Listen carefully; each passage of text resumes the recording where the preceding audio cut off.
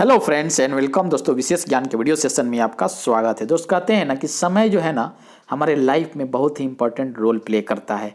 समय के साथ जो चला, समय के साथ जो एक्शन लिया वो लाइफ में सक्सेस हुआ है। जो समय को नहीं पकड़ा, समय के साथ एक्शन नहीं लिया, वो लाइफ में हमेशा पीछे रहेगा। तो दोस्तों आप समझ गए होंगे कि मेरा जो आज का जो वीडियो है वो समय से रिलेटेड है।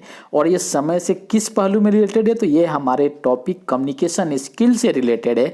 और ये कम्युनिकेशन स्किल का वीडियो नंबर 20 है, जिसमें हम नॉन वर्बल कम्युनिकेशन के टॉपिक क्रोनोमिक्स के बारे में हम डिस्कस करने जा रहे हैं। और क्रोनोमिक्स का मतलब हमारे समय से है, और हमारा समय जो है हमारे कम्युनिकेशन में कैसे रोल प्ले करता है उसके बारे में हम इसमें डिस्कस करेंगे। क्योंकि हम इस जो वीडियो का जो सीरीज है, ये 20वां नंबर वीडियो है कम्युनिकेशन स्किल का। उसमें हमने प्रीवियस वीडियो में नॉन वर्बल कम्युनिकेशन के बारे में बताया था, और ये टॉपिक भी नॉन वर्बल कम्युनिकेशन से रिलेटेड, जिसका नाम है क्रोनोमिक्स। तो दोस्तों आपको मैं एक बार फिर से रिमाइंड करा देना चाहता हूं कि जो कम्युनिकेशन को डिफाइन करें, अगर हम परिभाषित करें, उसको हम कैटेगराइज करें, तो उसके कई पहलू हैं। अगर हम मीडियम के हिसाब से उसको अगर हम डिफाइन करें या कैटेगराइज करें, तो उसके दो पहलू हैं, verbal and non verbal. Verbal communication के दो पहलू हैं, ओरल या स्पोकन, और दूसरा होता है रिटेन। उसी तरह से नॉन वर्बल के दो पहलू हैं, बॉडी लैंग्वेज और ग्राफिकल। तो ये जो टॉपिक है बॉडी लैंग्वेज से रिलेटेड है, क्योंकि बॉडी लैंग्वेज के 7 इंपॉर्टेंट पार्ट्स हैं, यानी मेजर पार्ट्स हैं, जिसको मैं एक एक करके डिस्कस कर रहा हूँ। उसमें से जो मैंने 5 टॉपिक है, जैसे कि मैंने फेशियल एक्सप्रेशन का क्या रोल है नॉन वर्बल कम्युनिकेशन में, उसके बाद मैंने काइनेसिक्स क्या, मैंने बॉडी मूवमेंट या गेस्चर पोस्चर का क्या मतलब है उसको मैंने एक्सप्लेन किया। उसके बाद मैंने ओकुलेसिक्स के बारे में बताया कि आई गेज, आई कॉन्टेक्ट का क्या रोल है हमारे नॉन वर्बल कम्युनिकेशन में। उसके बाद मैंने प्रोक्सेमिक्स के बारे में बताया। उसके बाद मैंने हैप्टिक्स के बारे में बताया, यानी कि टच बिहेवियर से हमारा नॉन वर्बल में क्या फ़र्क पड़ता है और कैसे हम इसको यूज करते हैं। उसी तरह से आज का ये जो टॉपिक है, ये 6 पार्ट है बॉडी लैंग्वेज यानी कि नॉन वर्बल कम्युनिकेशन का, और वो है क्रोनोमिक्स यानी कि टाइम, समय। हम समय का कैसे यूज करते हैं, समय हमारे नॉन वर्बल कम्युनिकेशन में कैसे रोल प्ले करता है, इस वीडियो में हम डिस्कस करने जा रहे हैं। तो दोस्तों अगर हम क्रोनोमिक्स की बात करते हैं, क्रोनोमिक्स का मतलब क्या होता है कि टाइम परसेप्शन और स्टडी ऑफ टाइम, चाहे हम इसको बोल सकते हैं use of time factor in communication. हम अपने कम्युनिकेशन में टाइम को कैसे यूज करते हैं, टाइम का क्या परसेप्शन है, इसके बारे में स्टडी को हम क्या बोलते हैं, क्रोनोमिक्स बोलते हैं। अब स्टडी ऑफ हम टाइम की बात करें तो क्या है, ये हमारे प्रोफेशनल वर्ल्ड के लिए एक कमोडिटी की तरह इसको हम यूज करते हैं। उसके बाद रिवील्स योर पर्सनालिटी, जो समय है हमारे पर्सनालिटी को एक्सप्लेन करता है। तो varies from culture to culture, जो समय का जो रोल है हमारे कल्चर टू कल्चर चेंज होते रहता है। उसी तरह से हम अगर बात करें तो हमारे प्लानिंग में हेल्प करता है। हमारा जो समय है किसी भी प्रोग्राम, किसी भी शेड्यूल को बनाने में कैसे करना है, उसमें टाइमिंग का जो रोल होता है बहुत इंपॉर्टेंट होता है कि किस चीज़ के लिए हमें क्या टाइम देना चाहिए और क्या टाइम होना चाहिए। उसी तरह से रिफ्लेक्स प्रोफेशनल एंड कर्सी के बारे में भी एक्सप्लेन करता है भाई, कि हम समय पर आए, समय पर गए, ये भी है। Careful use of time during communication leads to success, ये बहुत ही इंपॉर्टेंट पॉइंट है कि समय का हमको ध्यान रख के कम्युनिकेशन करना बहुत ही ज़रूरी है।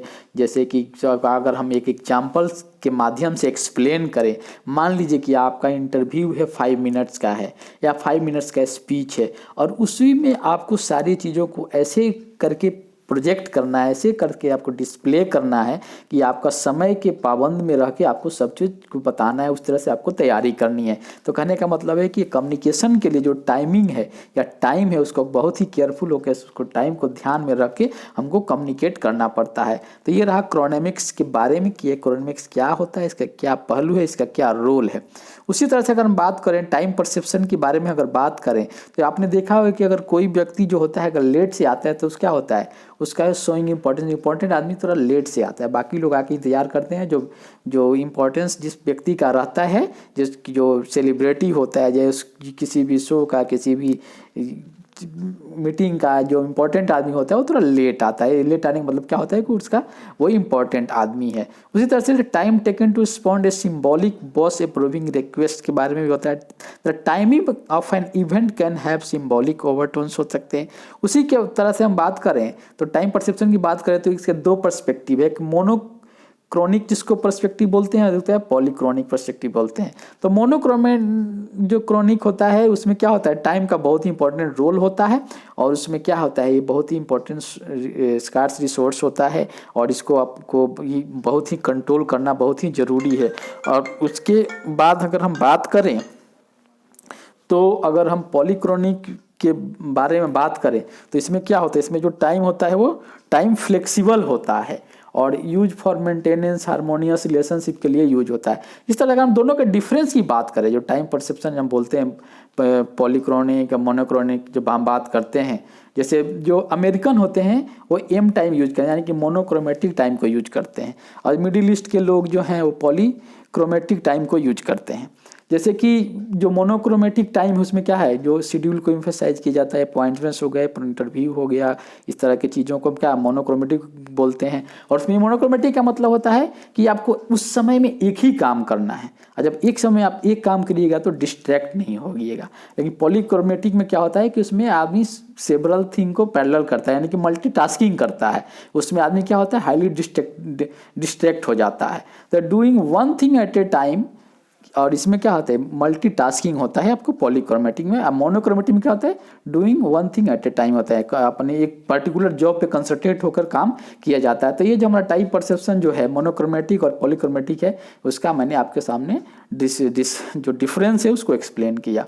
उसी तरह से अगर हम इस वीडियो को कंक्लूड करें तो मैंने जो इस वीडियो में बताया वो मैंने क्या बताया, कम्युनिकेशन स्किल का हमारा 20वां वीडियो है ये, और इसमें मैंने नॉन वर्बल कम्युनिकेशन के टॉपिक क्रोनमिक्स के बारे में बताया। मैंने बताया कि समय जो है हमारे कैसे रोल प्ले करता है हमारे नॉन वर्बल कम्युनिकेशन में, इसका क्या इंपॉर्टेंट है, इसको कैसे यूज करना है और इसका क्या मतलब होता है। जैसे कि पॉलीक्रोमेटिक के बारे में मैंने बताया, मोनोक्रोमेटिक के बारे में बताया, उसी तरह से मैंने बताया कि समय को कैसे हमको यूज करना है और क्या इसका इंपॉर्टेंस है। दोस्तों मैं आशा करता हूँ कि जो मेरा कम्युनिकेशन स्किल का जो वीडियो है ये एक सीरीज में है, इसको आप एक एक करके देखिए। मैंने सारे बेसिक छोटे छोटे कंसेप्ट को आपके सामने एक्सप्लेन किया है, और इसको अपने प्रैक्टिकल कम्युनिकेशन में यूज कीजिए, तभी आप अपने कम्युनिकेशन स्किल को इम्प्रूव कर पाइएगा, तभी आप एक्चुअल में फ़ायदा उठा पाइएगा। केवल वीडियो देखने से पढ़ने से नहीं होगा, जब तक इसको प्रैक्टिस नहीं करेंगे, इसको यूज नहीं करेंगे।